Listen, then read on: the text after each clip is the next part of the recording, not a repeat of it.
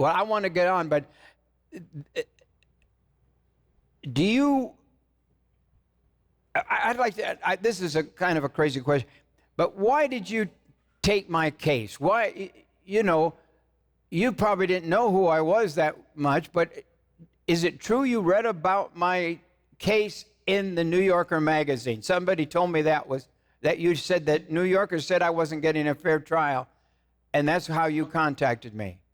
I read about your case in a lot of media. I was contacted actually by somebody in your behalf after I indicated that I thought the trial and the sentence was unfair. Remember, I grew up as a Jewish kid in Brooklyn. I was first in my class in law school. I was editor-in-chief of the Yale Law Journal. I was a Supreme Court law clerk, and yet I got turned down by 32 out of 32 Wall Street firms just because I was Jewish. Oh. And I understand religious discrimination. And when I read what the judge said in your case, I said to myself, that's the kind of religious discrimination that I suffered. We're of different religious faiths and backgrounds, but that doesn't matter. As George Washington wrote to the congregation in Newport, in America, all faiths are equal. And we do not believe in bigotry. To bigotry, we will give no sanction, Washington said. And so when I read the judge's remarks in sentencing you, I said to myself, there but for the grace of God go I. Anybody could be the subject of religious discrimination. And that's why I decided to take the case. Wow. Amazing. The judge in my case was known as Maximum Bob. And wasn't it unusual? You got the judge, actually, you got him thrown off my case.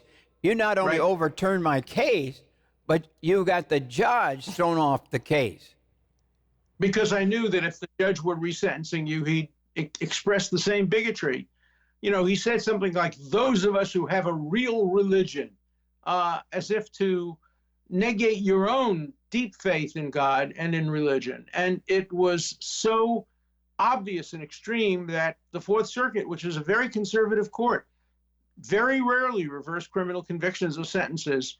But I remember when I argued the case in front of them and I quoted those words from the judge, those of us who have a real religion, I could see the judges sit back and say, oh my God, that's not what a federal judge should be saying in regard to a criminal defendant, a man standing before him for sentencing. That's the most sacred task a judge can have, is fairly sentencing someone. And he didn't fairly sentence you, and that's why we won the case. Wow. Amazing. It was a state of shock when the judge said I was going to prison for 45 years. And I mentioned it. I don't mean to be pushing books because this book's not even available yet. This Miscarriage of Justice book. But,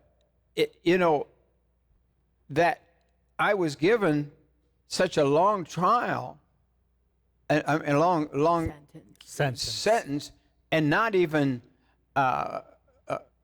murderers, some of them get off less than 45 years.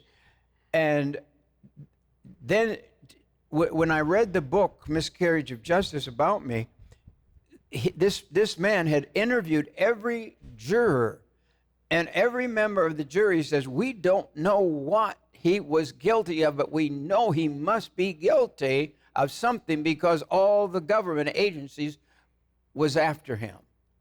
And so this sentence that you got reduced was, you had said something that it was a wonderful victory, not only for Jim Bakker, but for religious tolerance. Yeah. And is that right? Do you remember that? I do. I remember it very well. I remember coming down. There were enormous crowds in front of the courthouse. Yes. Some people supporting you, some people not supporting you. This was a case that was tried both in court and in the court of public opinion. And there were, split verdicts in the court of public opinion. But I think we ultimately persuaded the court of public opinion that the sentence in this case was motivated by religious bigotry.